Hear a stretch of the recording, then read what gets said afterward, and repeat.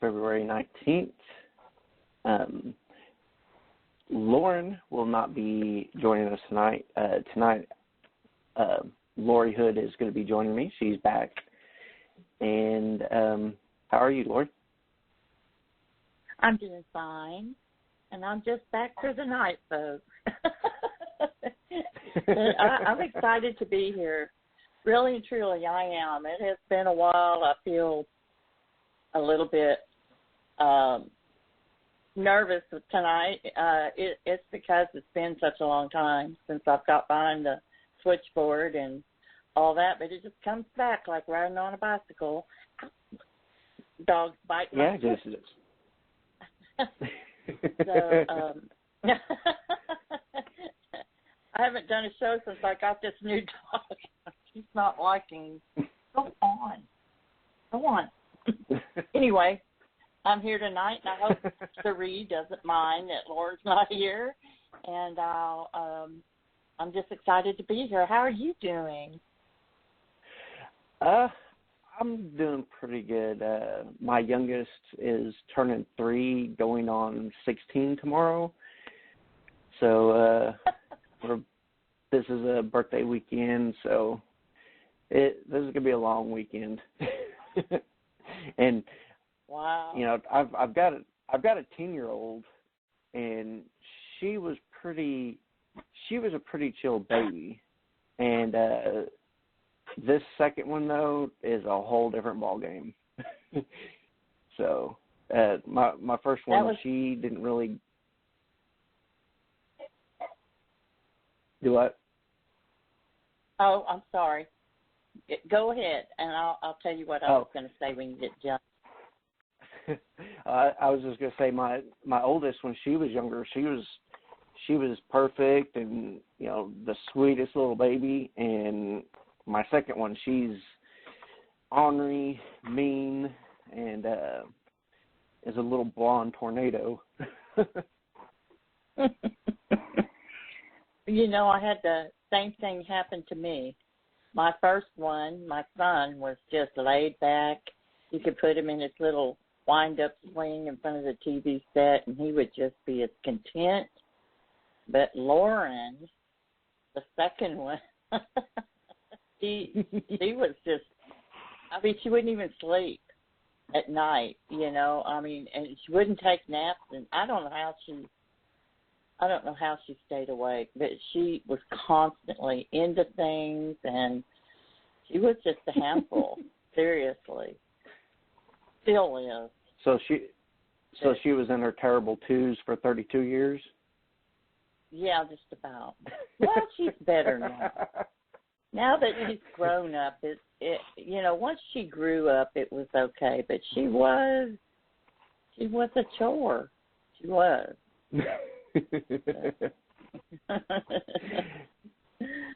So y'all been getting a lot of rain down there where you're at, haven't you? Oh my goodness! I'm so sick of rain. I can't do anything. I feel like a prisoner, a rain prisoner.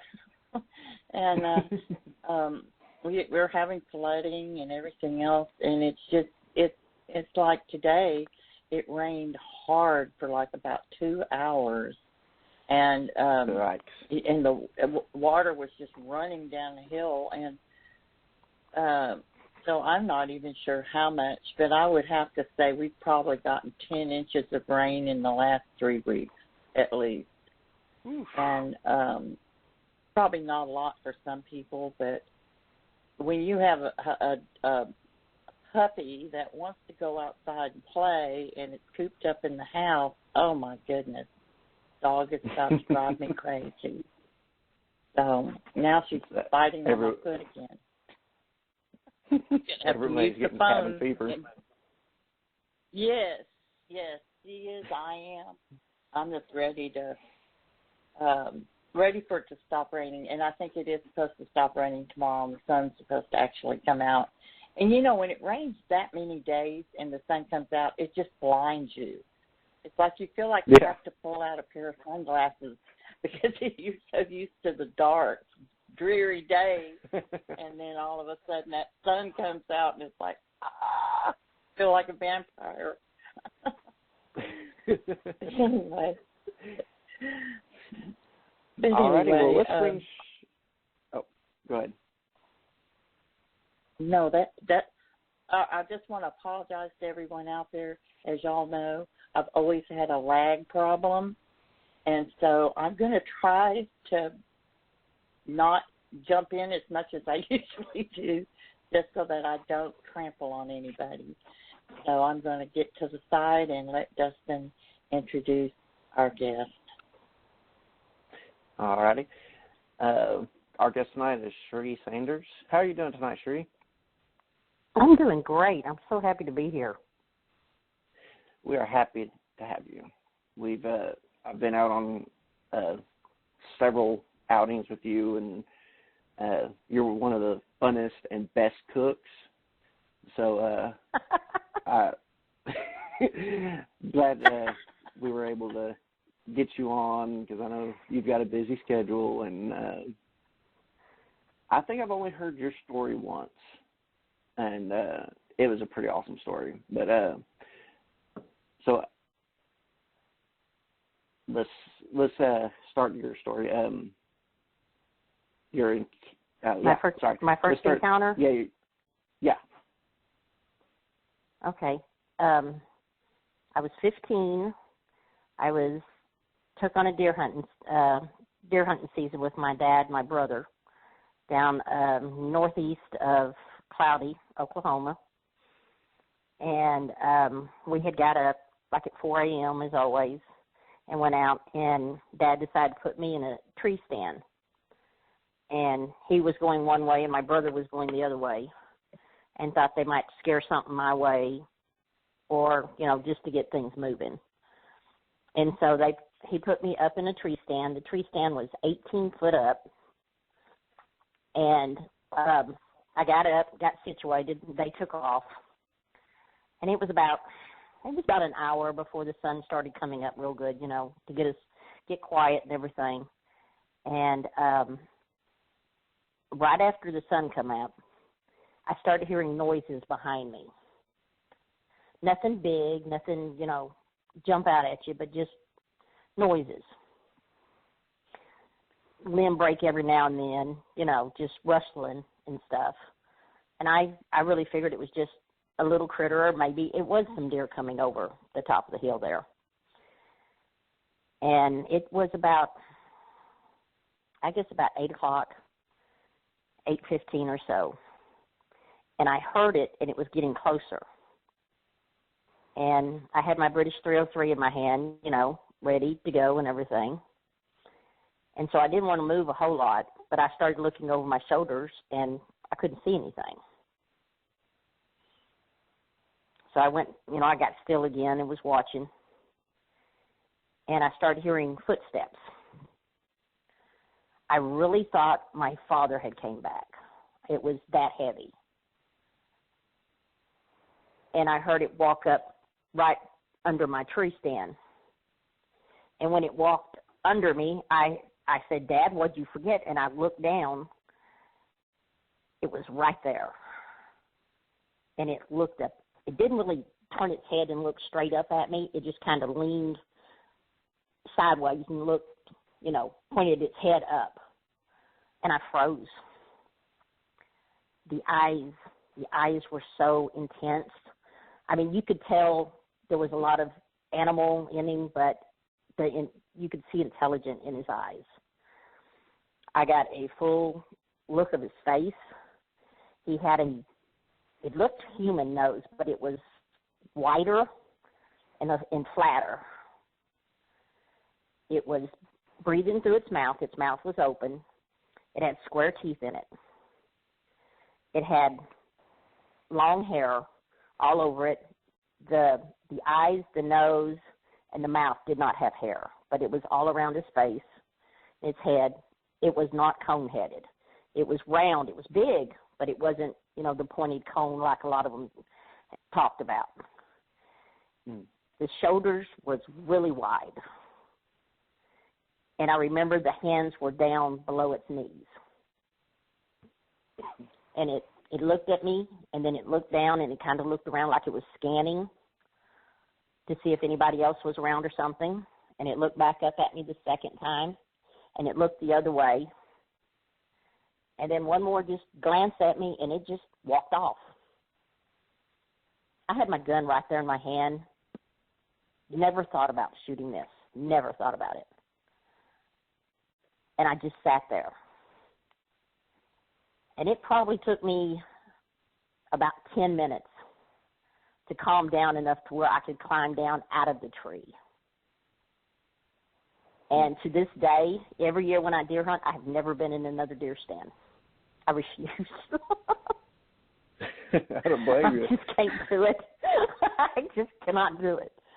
But the look on this animal's eyes, it will stay with me forever. And when I got down from the stand, I stood there for a little bit, and I went back to camp. And later that evening, when my dad and my brother come in, of course, they asked me, why didn't you wait for me? And I was like, man, I seen something. And, of course, they're like, oh, you just didn't want to stay up there, yada, yada. And I left that night. I didn't deer hunt anymore that year.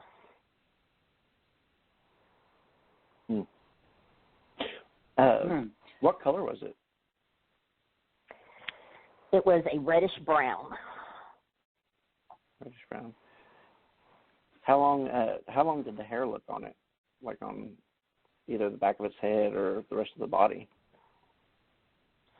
The body looked to be probably 3 or 4 inches. I cannot remember it walking away. I remember it moved, and then I don't really remember seeing the back of it. But it took off at a walk at an angle away from me. How tall do you think it was? I remember feeling right before I climbed down from the tree, that I felt like if it really wanted me, it could have just took its hand and grabbed me. And I know I was 18 feet up. The deer stand was 18 foot up. And it will always stay with me. That is pretty scary. Absolutely. I think that would keep me off of hunting for a little while, or at least out of a tree stand. Because in a tree stand, you can only go one way. Well, I guess you can go up, but you can either go up or down. Yeah, I've tried to get in another deer stand. I can't do it. I just start shaking. I'm like, I'm done. I can't do this. So I hunt from the ground now. And when did you say that was? When you were 15? I was 15. It was in 78. Oh, cool. What other experiences have you had? Well, since I've moved here, I've moved out of southeast Oklahoma and I live up here close to the city. Well, what started me getting back into it, I've always researched and read everything I could on it, and kept up with it, but I didn't really get into going out and investigating and everything till just the last few years. What started it for me here was I have an autistic child, and she has a special swing set that spins, and it's out in one of the big trees here in my yard. And she goes out, she spins, and one of the things of the autistic children is, they make sounds, they holler, they, just make sounds. And she was out there swinging one evening. It was right about dark, just starting to get dark. And I was out on the front deck, and I looked down towards the road, and there's a line of trees runs right beside my place. And then there's a creek across the road, and it runs up through the creek there. And I seen some eye shine. And I couldn't figure out what it was. And where it was, I thought it was an owl. And that was about all I thought about it. And I got her to come in. And when she was getting ready for bed that night, she told me, she says, are those animals our friend? And I went, what animals? She goes, the big one that was outside. And it took me forever to try to figure out what she was, talking about. And I seen a program on TV, one of the History channels, one of the Bigfoot, and it dawned on me that might have been that. And then I'm thinking, I'm 20 miles from Okie City. That's not happening. That's just her imagination, and everything. And I kind of swept it off. And I seen an ad for some speakers down in a bookstore down in Lexington that was talking about Bigfoot. In fact, that's where I first seen Dustin and everybody at, was down there. Mm-hmm. And I went down and listened, and there was another speaker there speaking, and I actually got it with him, and told him, what had happened, and asking, was there any other cases of these special need kids, interacting, these Bigfoot coming around them and everything. And he started telling me all these stories that he knew and people he had talked to, and it kind of scared me. It really did. Now she's 5'6" and normal size, but she's childlike. She still, plays like a kid, laughs like a kid and everything, And with as much of like the 411 with the missing children and everything, it worried me. So I was always going out with her. And that was when I started getting into more of the investigating and everything to find out more about this, especially in this area and the history and everything here.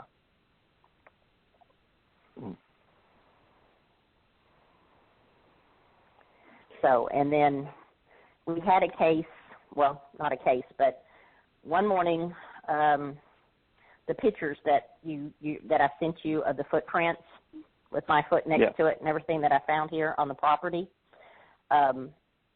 me and my daughter leave the house at 5 o'clock in the morning to go to work. And it's dark. My house is up on the hill, and there's a long driveway and a gate because I have horses. And we got out to the car. We got outside, and she started complaining about the smell. Mom, what is that? And it smelled like dead fish. And I was like, I don't know. Maybe the dogs pulled up something, or or one of the cats or something. Something dead, been brought up. Said don't worry about it. But it was really strong. And we got in the car and drove down the hill. When I went to get out at the gate, it smelled more like sulfur and a wet dog. And I just kind of looked around and opened the gate, got in the car, moved the car through, then got out, shut the gate, looked around, didn't see anything. Got in the car, went to work, didn't think about it. That afternoon when I got off work, when we came home, I stopped at the gate and I walked through the woods there, right there next to my driveway. And that's where I found my prints at, was right there. And it really, there's lights at my gate now. Just to be on the safe side, there's lights at my gate now. Yeah. Not a whole lot of people around at 5 a.m. Yeah. Yeah, and didn't you see one kind of duck in as y'all were pulling in late one evening, I believe? One evening we were coming home, and it was last fall, when I started having sounds here. I live almost right between Lake Thunderbird and the wildlife place down in Lexington, the wildlife reserve area down there. And there's always sounds around here, and owls. You'll hear the weirdest sounding owls trying to sound like owls. And yells. I've had many yells out here, howls. Then the coyotes will take off and start howling and everything. And so I try to keep an eye out, especially when it's warm enough that the girls are outside, a lot and everything. And we were coming home, and it was just about dark, and the lady right north of me does not keep her place very neat. It's growing up and everything. And I seen what looked like it was a head and a shoulder, and it ducked down under a couple of trees that has fell on her place there that she hasn't cleaned up. But it was it was dark color. I did not see, exactly what it was or anything, but it got my attention enough. I stopped there in the road trying to see it better. So, yeah. But I really think there's something here, and like I said, I think it goes between the two wildlife places. Yeah, it's very possible because there's a couple of main creeks that flow from the lake to the WMA, and everybody seems to say that they follow the waterways. So there's a creek right across the road from your house. So yeah, very true. We've had mountain cats, spotted out here, and there's plenty of deer all over this place. I've got deer bedding down right out my front yard. So, there's plenty of food supplies around here. Yeah. So I forgot, when was it that Sapphira, your youngest, got spooked at the bus stop? What was it? About a month and a half ago, about 6 weeks ago? Yeah, because school had just started back. Yeah, school had just started back, and the oldest girl, I take her to town for school every morning. But the littlest one, she's 10, and she walks down the hill to the road and catches the bus right there.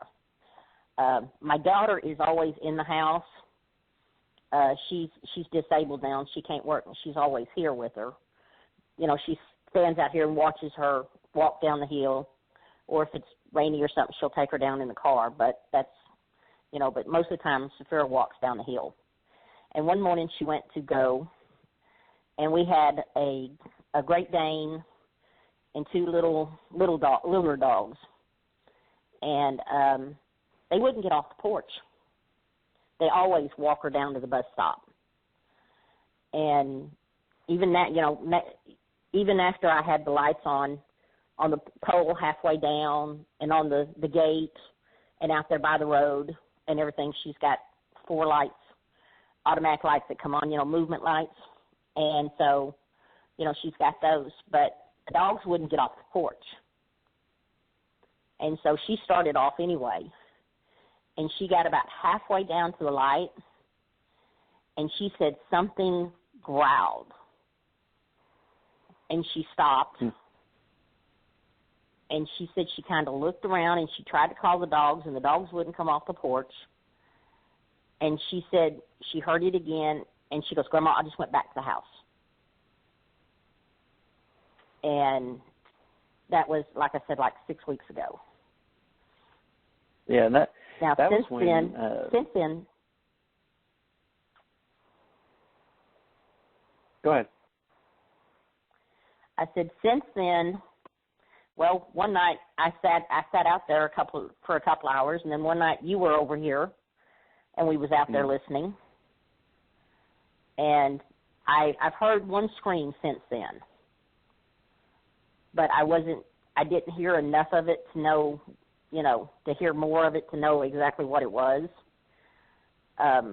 There's been a report of another mountain cat here, so it could have been that. But it was something growled at her enough that it scared her.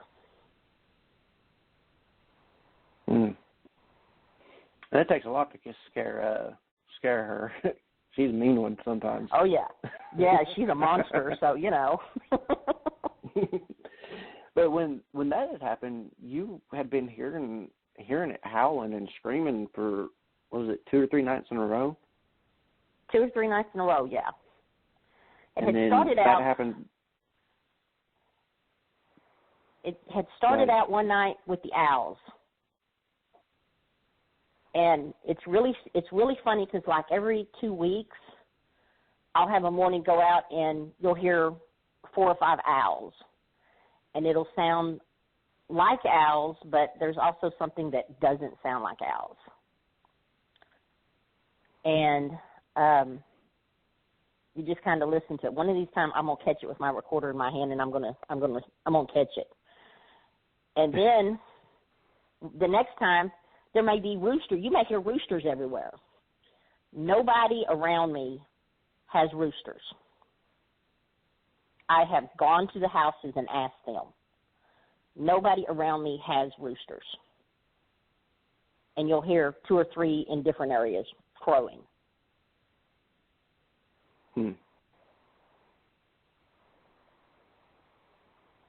The one guy that had chickens, he said he had them, and he lost every one of them, and he never could figure out what got into them. Mm-hmm. But that's the only one that has told me that they had chickens. That's a weird one. I've Especially heard that, though. you don't. Yeah. Especially if you don't have a rooster and you know nobody near you has a rooster, it's a weird noise when you're not expecting it. Especially when it's loud roosters. I mean, you know, I've been around chickens. You know, my kids have had chickens and everything. You know, I know the roosters and crow and carry on and everything. But when you hear something that loud crowing, that's the first thing that goes through your mind is that ain't a rooster. If it is, it's an awful big rooster.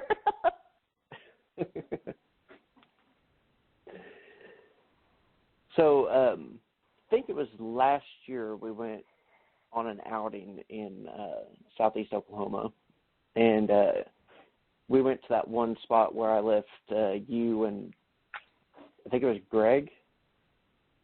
What was his name, Greg? Oh, George? George, yeah. Yeah. Do you want to talk about the kids laughing incident? Oh, the night we was all, okay, yeah, and somebody else heard it, so it was verified. We were all out camping, and I got woke up about 2 o'clock, and I heard 2 kids giggling and talking. One of the campers with us had their son with them. Brian had his son with him. I really thought it was them. And because that was the first thing that went through my mind, it's Brian and his son come back up to camp for something, I didn't get up. I didn't look. But they were giggling, and they were talking. They were. You couldn't really understand what they were saying. It was just kind of a gibberish, but it sounded like kids. And I just went back to sleep because I thought it was them. And then when the sun come up was when the owl was hooting, and then we had that scream over there. That was like it was north of us, behind our tent back there. Yeah. Yeah, and this place where we were at, it was nowhere near where children, besides Brian's son, which I think they went to bed quite early that night, and they were sleeping in his truck, which was maybe 100 yards away, and there were no kids anywhere near us. And you had woken up, and you were sitting there I think we were sitting around the fire, and you started talking about it, and Bill kind of perks up, and he was like, "You heard that too?" And sure enough, it had woken. It was loud enough to wake Bill up, which, if he's listening, you're hard of hearing, but it was still able to wake him up. But the thing is, none of us got it on audio, I don't think. Shane is still, No. he still has it, and he's been piled up with a bunch of stuff, so he hasn't gotten all the way through it.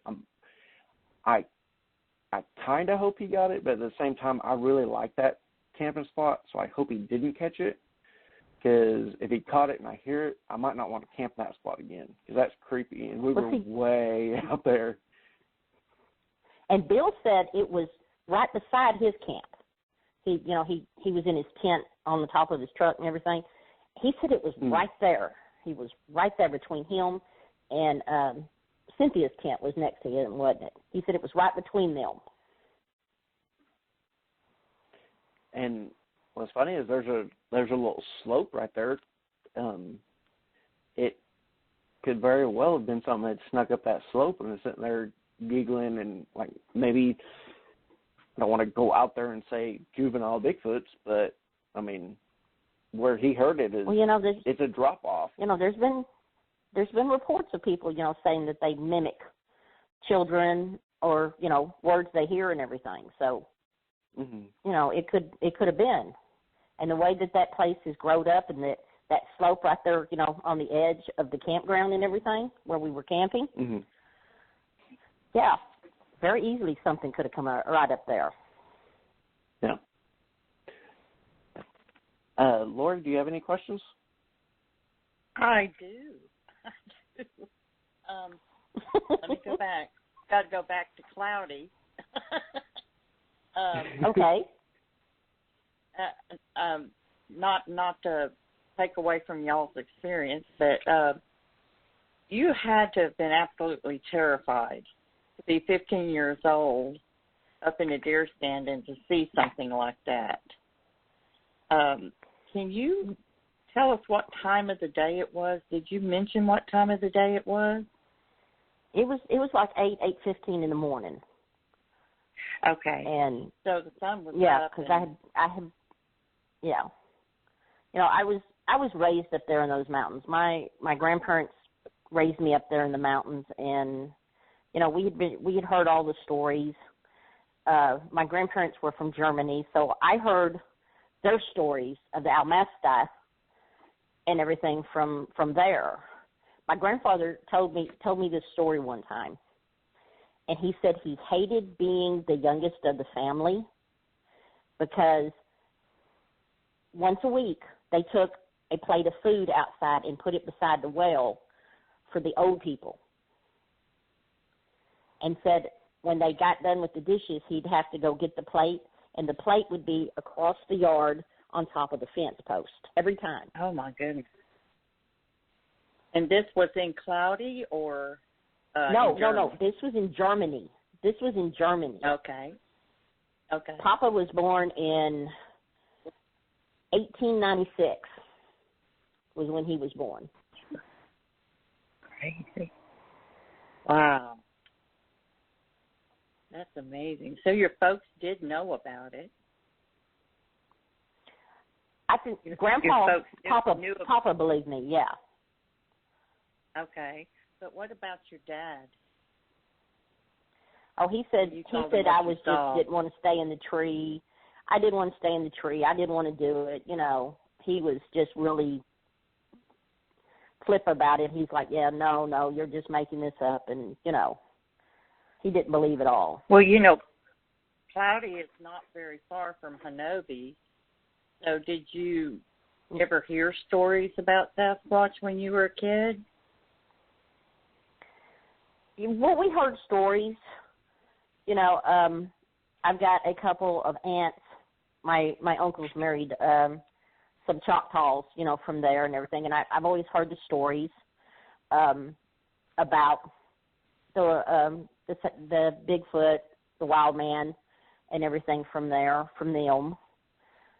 The Indian history and everything, and of course, I heard a version of what was the name of that stand that happened where the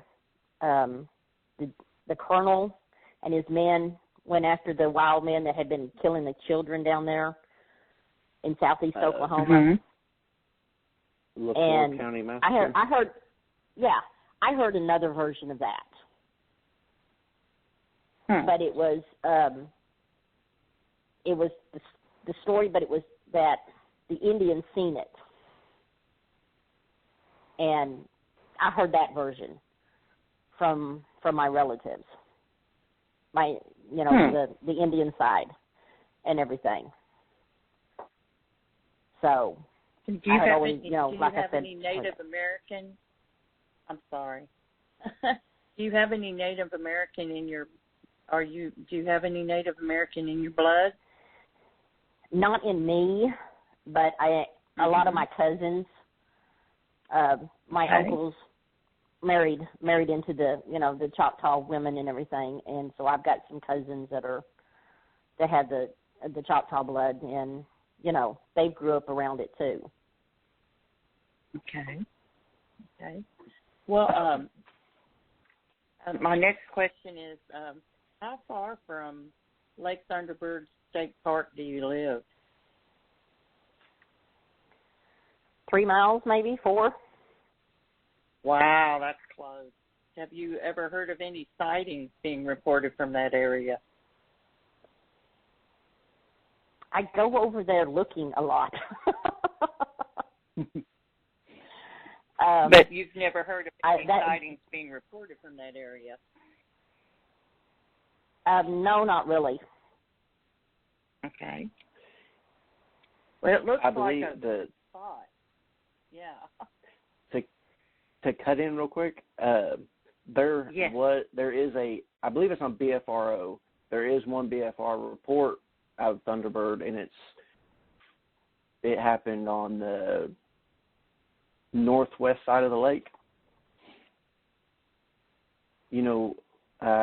Well, it's on there, so I'll give it away. You know where Franklin and Anderson meet?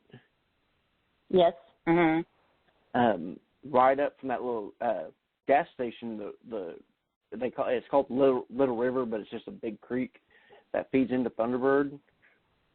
Between Franklin and the lake, I believe fishermen had something screaming at them and throwing rocks and sticks at them. But this was, I believe, like 15 years ago. Now I had a couple of fishermen. I was walking around the boat slips and everything right there at Alameda. So what is that? Yeah. The southwest side of the lake. Yeah. And I was walking back through there, and a couple of old fishermen told me I didn't want to go back there alone. And of course that made me want to go more. Of course. So it's really wooded on that one place. Yeah, the hogs around Thunderbird have gotten really bad. Like I didn't even deer hunt Thunderbird this year because there's too many hogs out there. Oh, geez. Yeah. I've seen a little bit of sign, but I hadn't seen a whole lot. All right, so it looks Sharrie, like a promising area. It really does. Right there between. I'm looking at a map of it right now, and it really looks. It looks squatchy to me. It really does. It has some good spots. Have you ever had your horse's manes found braided? Here, no. Mm-hmm. I lived in Antlers, which is down towards the southeast corner down there. I lived down there for 21 years. And I had a horse come up one time with a little braid in its tail. Mm. And that was before I'd ever heard about it, and so I didn't take pictures or anything. I just thought it was funny. What about banging on your house? Have you ever had any banging on your house? No, I have not. Okay. you have any neighbors close by? There's a space between me and my neighbors, and their houses are kind of closer to the road. I've got 7 acres here, and the house is back on the back 3. So the way it's set, I don't really have anybody really close to me. I really think that something is living. If there's something staying around here, it will be right north of me on that place, because the lady, like I said, she doesn't take care of it. It's all growed up. It's a thicket. I have gone over there and walked around, and 2/3 of it is a thicket. But there is places where it looks like something has crawled under it, into the thicket. And I sat here, me and Marigan, my older one, sat in my room looking out the windows and watched a mama fox and 2 babies play there in the fence row one afternoon. Wow. So, there could be anything. Well, back to you, Justin. So, Sharrie, what do you think Bigfoot is? I knew you was going to ask that.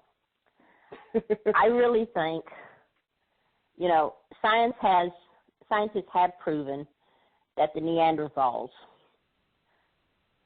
did breed with other animals and everything, and I really think it's a throwback from that. I really do.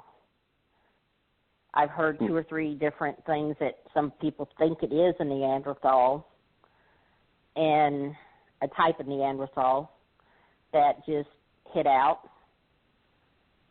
But I think there's enough, what I've seen, there was enough animal in it that you knew that it was, that it was an animal, that there was intelligence in the eyes and the way it looked at me and everything, but there was still enough animal there.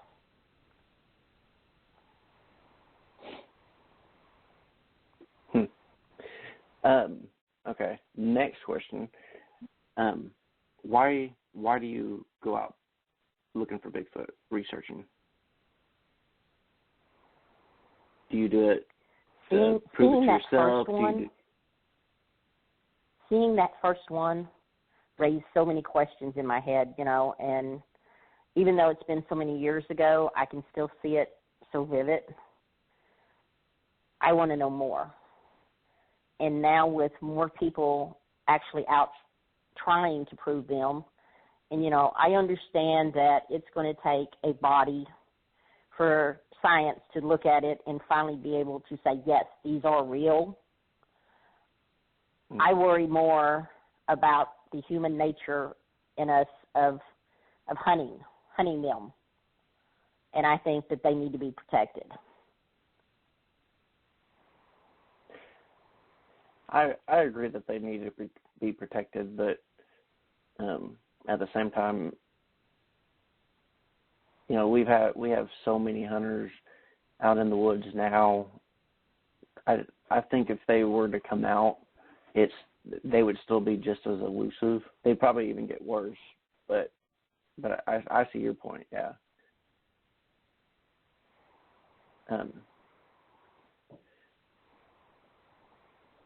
So let's switch up just a little bit.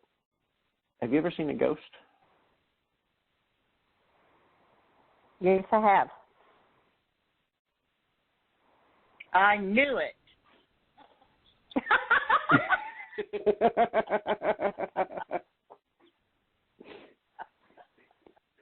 Oh. I've actually seen a couple of spirits, but I've seen one that really touched my life. And it was when my grandmother died. And I was there, and her reaching out towards it, I knew what it was. It was Papa had come to get her. Oh. Yeah. Wow. Gave me chill bumps. Yeah.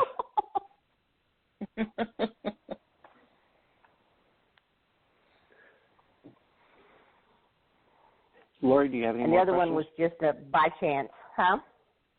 Oh. Yeah, let's hear about the second one. Yeah. Let's hear about what? I missed it. Yes, we want to hear about the second spirit. I was driving down the road, coming home from work late. When I first went to work for OU, I had all the bad hours. You know, when we had special dinners and everything, sometimes I wouldn't get home till midnight, 1 o'clock. And I was coming down the road. It wasn't close to a graveyard or anything, but it walked in front of my car going towards a house. And it was, you could see the shape, but you could see through it, and it just walked in front of my car just across the road. Wow. And I didn't sleep, that night. Yeah, could you tell whether it was a male or a female? Or no? I couldn't tell if it was a man or a woman shape. It was just the head, the shoulders, and the drape, and there was no feet or anything. Wow. And like I said, I came home and I did not sleep that night. I don't blame you. So when you heard the little children, did you, once you realized it wasn't who you thought it was, what was your first thought? Did you think it was Bigfoot, or did you think it was paranormal?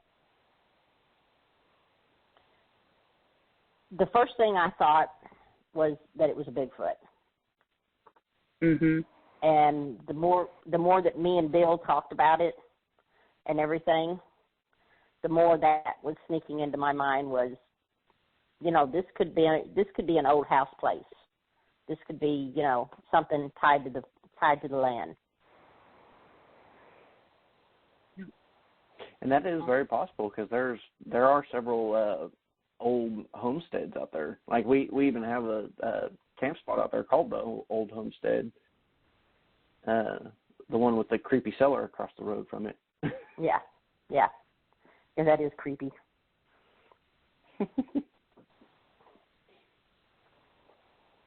I think it's very interesting, and this is just my opinion, and the reason why I said I knew it is because almost every Bigfoot researcher that you talk to has had some sort of either seen an apparition or had a paranormal experience of some kind. And I don't know what the correlation is there.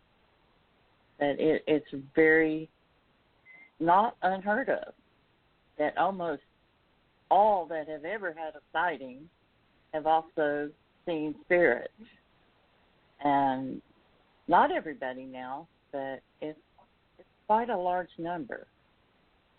So I think that's not saying that Bigfoot are ghosts. I'm not saying that at all. I'm just saying it's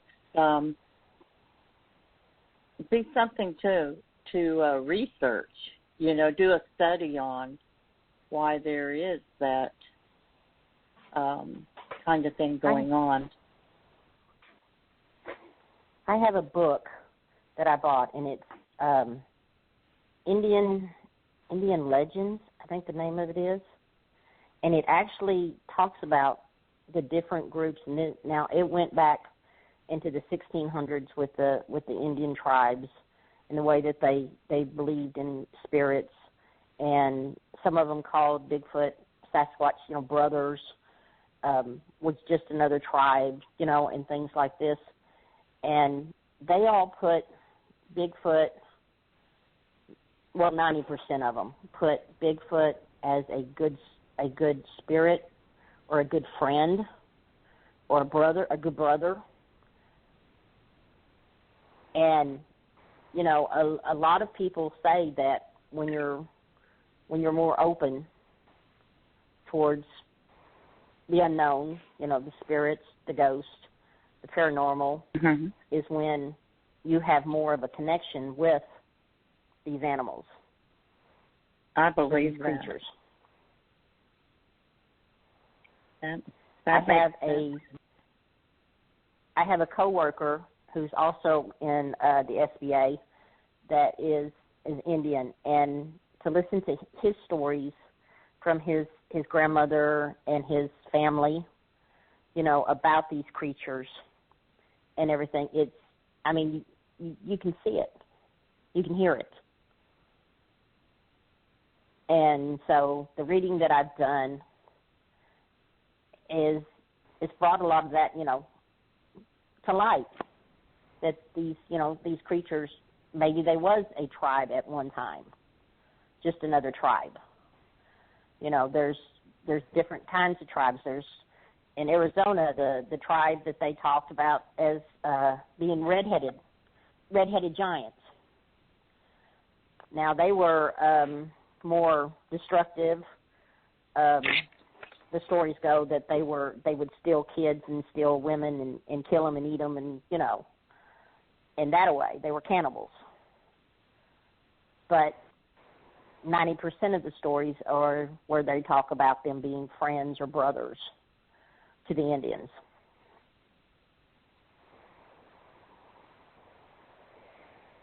You hear a lot of stories like that, too. You know, where they actually traded with them and had gatherings and stuff where they came. And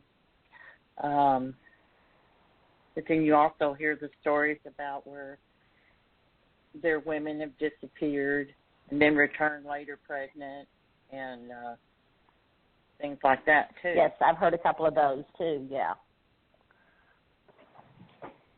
So, Well, Dustin, what do you want to talk about now? Well, I think Lauren only set us up for an hour, so we're getting close to the end. We've got 35 more minutes.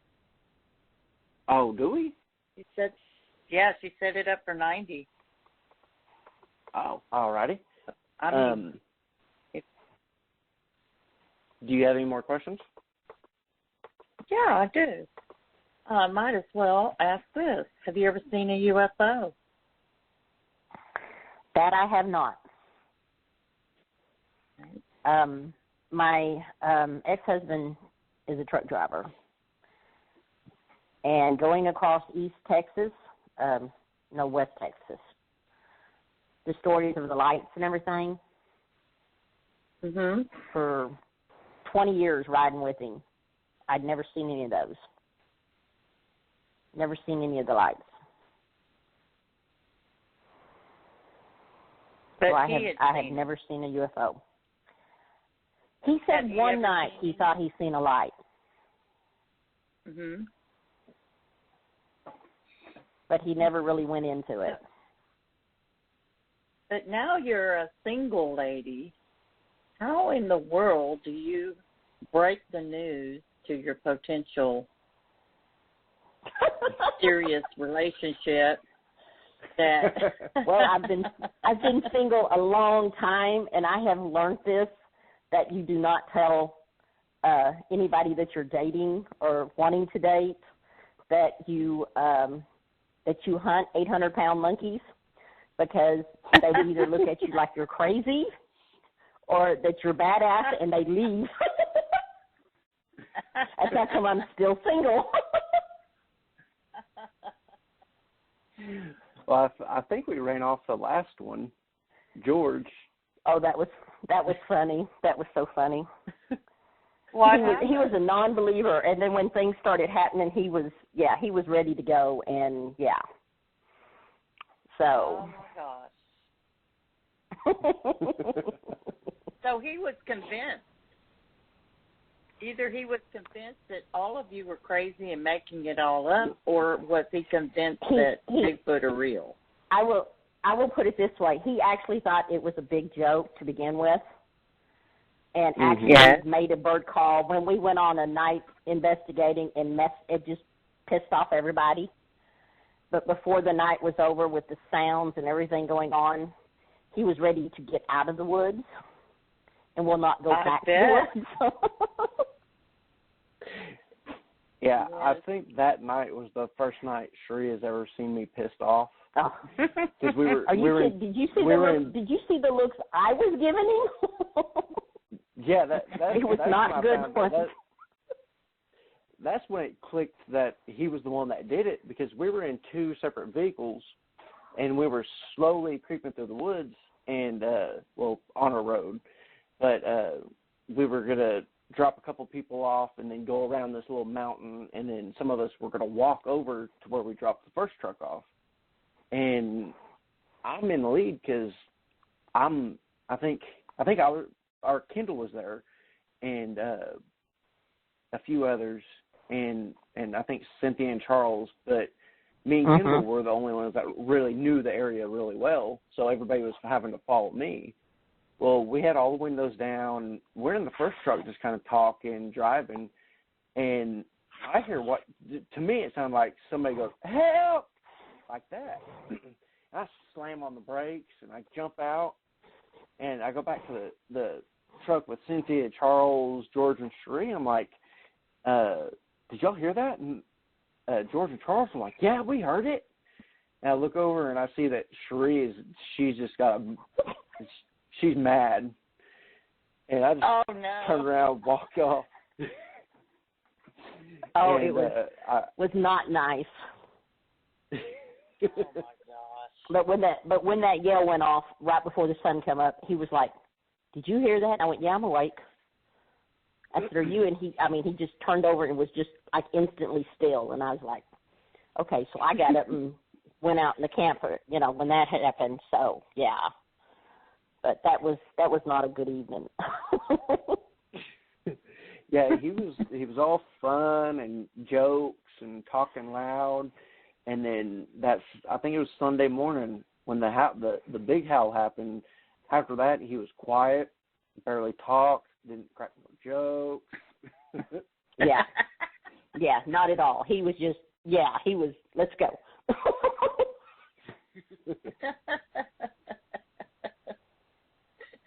I love it when unbelievers go and stuff happens. And it's just wonderful. It's just wonderful, especially when I'll tell you my deal was when I was married to my last husband. He thought he would call it, what we did was leprechaun hunting. He said we were hunting for leprechauns, Hunting leprechauns? Yes, that's what he called our Bigfoot hunting. We were hunting the leprechauns. That's how he made fun of it. He thought we were all crazy. He just and still he had a hard time believing anything. So we took him out into the carport, and there was a lot of lumber laying in the carport on sawhorses, and we took one of the pieces of board and hit the lumber 2 times. And it was really loud. And it just echoed out of that carport. And from the woods across the street came 2 knocks. And this was right across the street from where we lived. And I told him it was going to happen. I said, there'll be 2 knocks, respond to these 2 knocks. That's how it would always happen out there. And when those 2 knocks occurred, his eyes were just bugging out of his head. And he said, I need a bigger gun. That's what he said. I need a bigger gun. But, he still wasn't on board, even though that was right there. And what are the odds? I mean, who could have been out in those woods and knocked back on cue? It was just, he just could not believe it. And he never did. He never, he was just one of those that was never, no matter what, unless one walked right up, was he going to believe it? He would have to. And I understand him because I was that way. I sort of believed that I didn't really, I thought I believed until I saw one. And then when I saw one, it was like my whole world turned upside down, and I was like, I knew at that moment that I actually did not believe until I saw one. So sometimes that's what it takes, is actually laying your eyes on one, and there's no denying what you're seeing. So have you had any other Sasquatch experiences? I had one 2 years ago that was really cool, and a fellow Squatcher, got hold of me and asked me would I go with him in this place, and this was the urban Bigfoot investigation. Okay. And I said, okay, yeah, sure, I'm off of work today. Sure, let's go. So you mean by and I urban, met it was near a town? Is that what you mean by urban? It was less than 5 miles from downtown Oklahoma City. Yep. Oh, wow. Okay. And it's right close to a giant golf course, and it's right close to Tinker is where it is. And it's about, I guess there's about 20 acres in there that has just kind of growed up and nothing really there. But there's houses on one side of it, and there's a bar on one side of it, and then there's a strip mall on one side. And then the north side turns into a river there, and it goes on into the city. And anyway, I met him there, and we went in there, and he told me about the place, and it had some weird trees pushed over, and he wanted another opinion and everything. And I'm just shaking my head. I'm thinking, you got to be kidding. There's cars zooming by. There's, everything going on here. And it was a really eye-opening thing. It really was, because we went in there by the edge of the creek, and it was really growed up. And there was a tornado go through there in 96, 97, through that part, and they hadn't really cleaned up a whole lot, through there. There was a bunch of some old concrete and some stuff in there that you could tell had been there quite a while and had new growth, above it and everything, and some rotting trees, you could tell they'd been there quite a while. And we're walking through there, and the new growth, there was some new trees and everything that were broke over at a little over 6 foot. I'm 5'7", and when I stretch my arm up, it's a little over 6.5. And it was at that point, and they were broke over. And there was one tree that was new growth. You could tell, it hadn't been there long. That had been, it was probably 4 inches across and had been pushed over, but it had been pushed over against the, where if anything would have just fell, it would have fell, downhill. This was uphill. It was pushed uphill. And he was showing me that. I'm pointing out things that he'd never even noticed. And we were walking through there.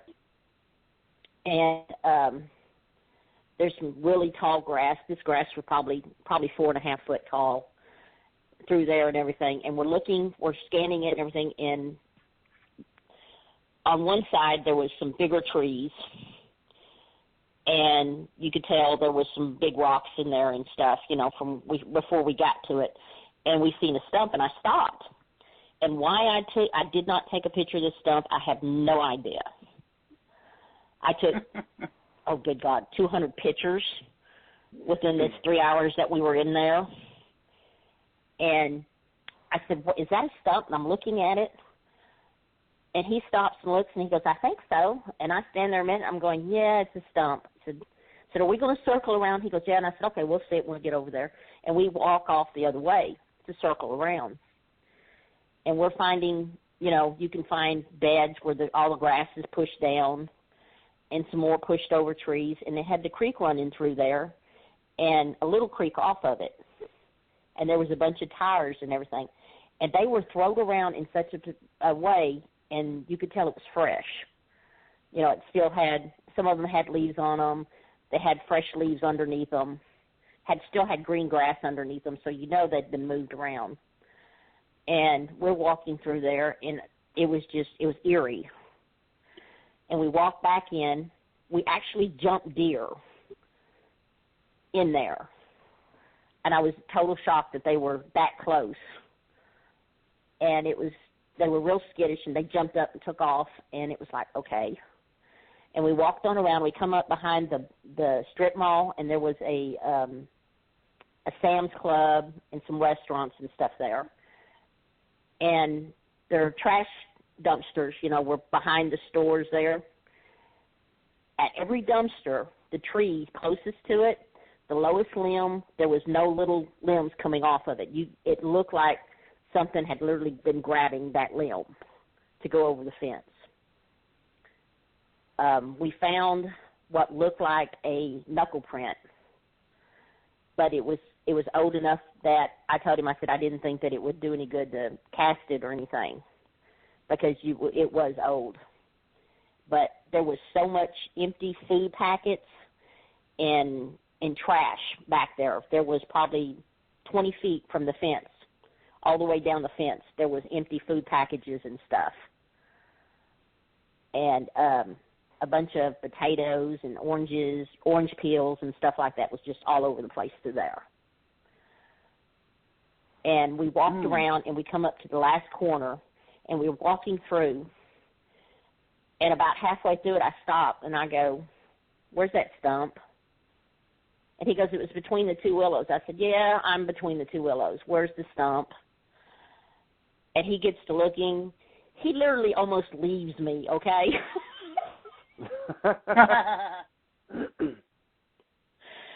And it was like, wait a minute, whoa. And I'm looking, and I could not find anything where it looked like something had laid down everywhere, so it wasn't like just a print. But there was no stump there when we got there. When I got over there between those trees, there was no stump there. And it was like, he was like, "Okay, we need to go. I really need to get to work." And he was making excuses as we was going out. He was really moving. So, but being where it was, I was totally amazed. That close to a big city, people, stores, and everything.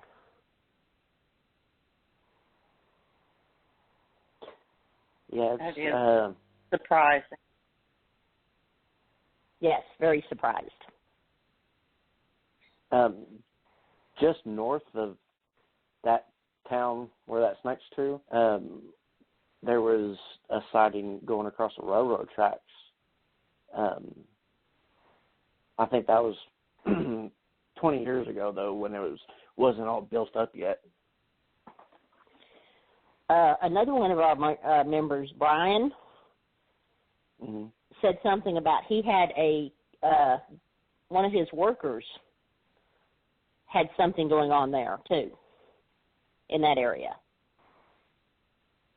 But I never heard the whole story. So, that river winds over, and it's right south of, it goes right beside, 40? They go into city that way, I think so.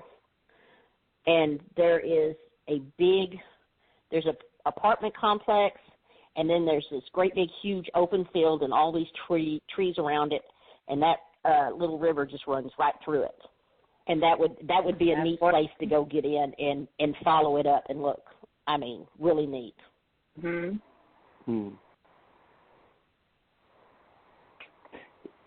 Yeah, I've drove by that place a million times, and never thought about going and checking it out until you went in there with him, and then I pulled it up on Google, and I was like, there is a creek, and I mean, if they follow creeks, why not?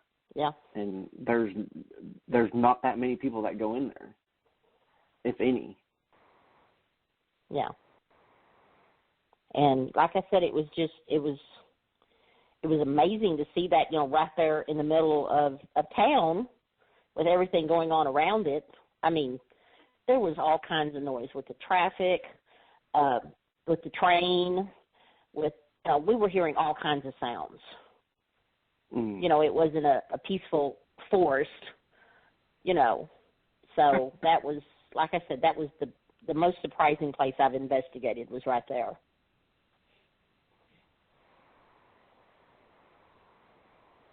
Oh.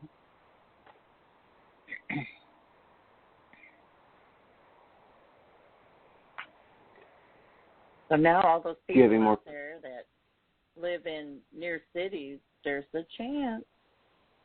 There's a chance. Very true. Yeah. That's bad thing about somebody seeing one in that area is it'd be harder to believe somebody's seen one out there than out in the woods. Well, out in the woods. But I mean, of course, somebody or people like us would likely believe it, but normal Joe would be like, "Oh, you're crazy." Yeah.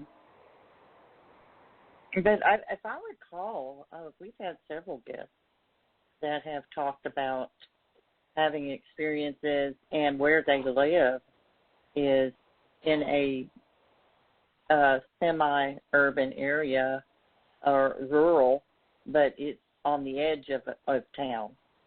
And but it would be within a neighborhood. And you would think, well, surely, how does it get to that location where they're at without passing dozens of houses? But there will always be the common denominator. There's a creek, there's a wooded area, there's a way for them to hide to enter the area. So regardless of there being several houses there, if they have a way to hide themselves, they can go anywhere and do, obviously.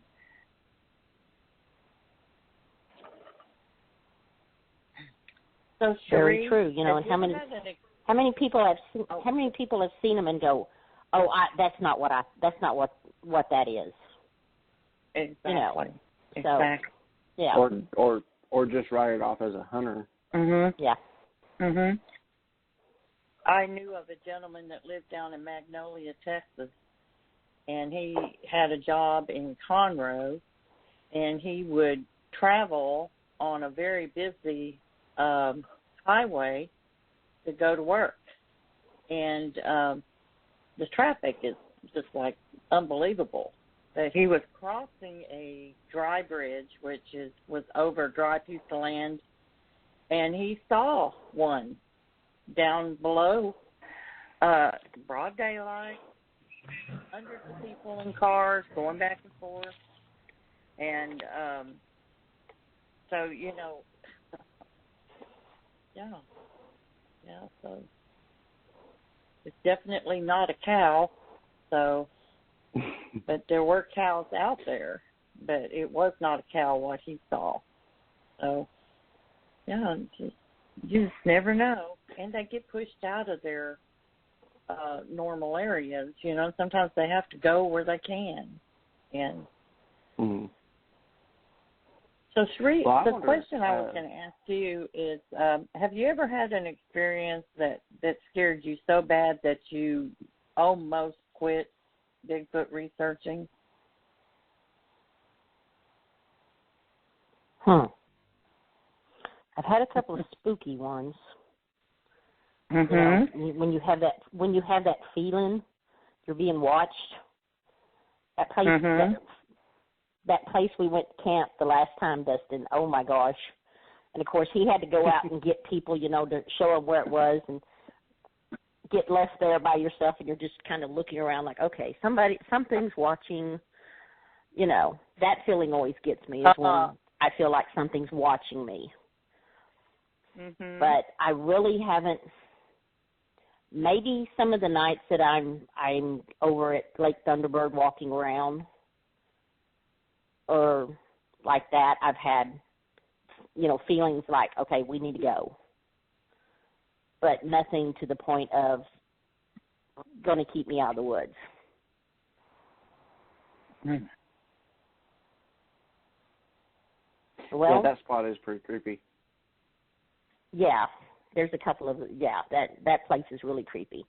Now, when I had my first encounter when I was 15, now I did not go back in the woods the rest of that deer season, and that was opening weekend. Yeah. Well, I don't blame you there. But that's the only time that I've really just not wanted to go in the woods. Huh.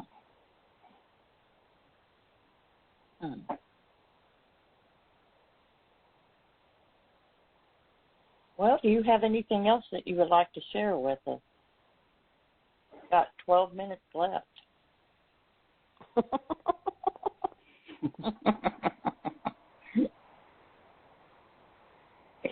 If you've run out of things, we can go ahead and call it a night, or if you would like to share some more experiences, we're open to hear it. Mm. I wish more people would get out and go to these little gatherings. I spend a lot of time traveling around going to these little gatherings for Bigfoot, like down at Anadarko, up at. They have their own. Each of these little Indian tribes are having their own little Bigfoot meeting, and they bring in a speaker, and I've got more T-shirts from these places because you go and they give you bags with T-shirts in them, you know, from the tribe. And I wish more people would get involved with this and hear the stories. How do you find out about these places? How do you find out about these? Most of them are all over Facebook. That's where I've heard of the biggest part of them. Okay. And they put out the advertisements and stuff. And those little, what do you call them when the town meeting gets together, you know, and they talk about it. The one in Red Rock was fantastic. You know, the Indians got up. They actually had a guy in a Bigfoot suit do the old Bigfoot dance from the tribe. And they did it around the big fire, you know, and the Indians got up and they spoke about, you know, the Bigfoot and their experiences and everything and invited everybody in. And, you know, that opened a lot of doors right there. Mm-hmm. And to hear the stories and to hear, especially the elders, they brought in a bunch of the elders to speak and tell the stories and tell the legends. And, I mean, these are great. And more people need to be involved in that and to see that. You know, I get a lot of people ask, you know, where can I go to meetings? Where can I go to talk to people about it? And if those got out more and people knew about it and was more involved in that. The new one that's coming up in Colgate this year is going to be really neat because that's the first one I've heard of anywhere in that little area down there. Mm-hmm. And, you know, Colgate, Atoka, there's been sightings down there for years. Mm. When is Colgate? It's in April. I believe it's April 18th because I was going to go to it, but that is my oldest daughter's birthday weekend. And yeah, you're not going, are you? Nope. Well, she's been asking here lately that she wants to, because she didn't get to go to Hanobi last year, so she's been wanting to go to one. So I don't know, but if it's her choice, then we'll be there. But counting on it. I think me and Merrigan are going to go and camp out at Stillwell. this year, the first weekend of March, and do that conference and camp out.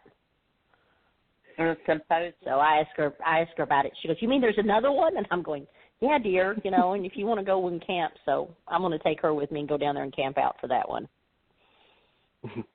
Well, we're going to try to make the Stillwell, or the symposium, the Stillwell one, but that's the weekend after Falk. And yeah, I only like to drive so much.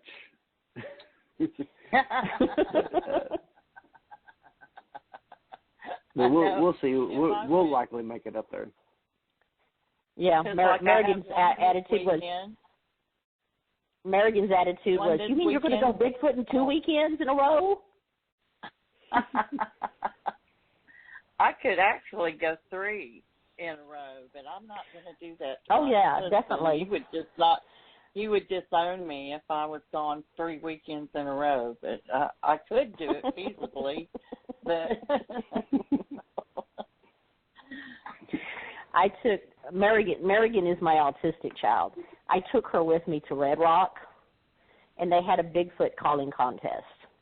She took second prize and won a $30 gift card for Walmart's and everything. And so she tells everybody she's a Bigfoot caller. She's won the contest for the Bigfoot caller.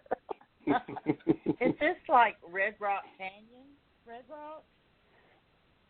It's Red Rock. It's up north of Stillwater.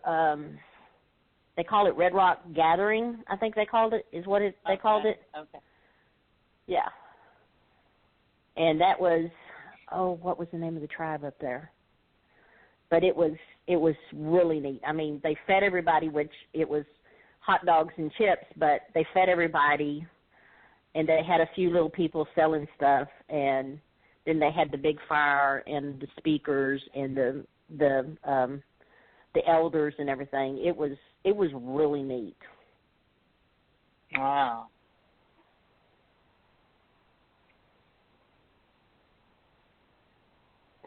I've been trying to make it one of the little ones. Oh, go ahead. Oh, no, that's fine. I was just saying we have 5 minutes. Okay. I've been trying to make it to one of the littler conferences like you're talking about, but every time I realize, it's this weekend, I've already made plans, and it's hard to keep track of the smaller ones sometimes. Very true. Well, the one in Anadarko, I had a car full. Mr. Bill went with me. Lewis, the co-worker that's in the group, he went with me. And actually, Merrigan went with us over there, too, to that one. And there was a couple of the other members that was there. We ended up sitting there talking with a bunch of people and everything else. It was really neat. It was a good evening.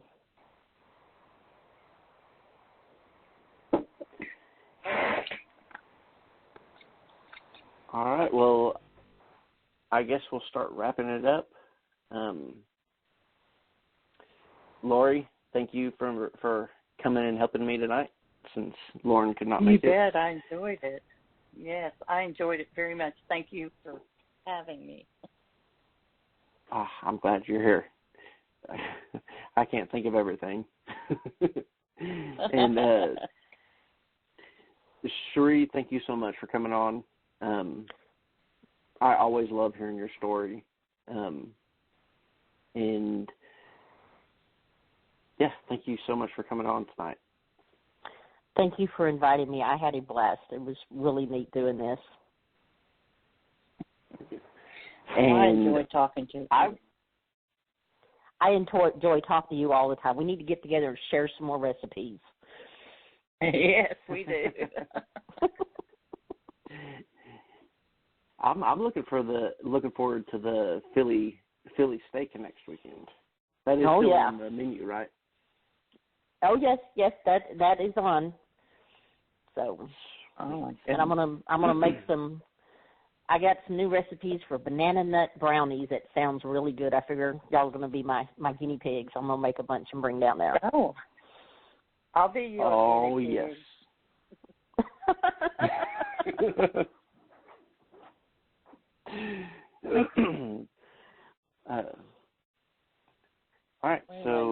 you're making it to Falk, Sharrie? Yes, I'm making it.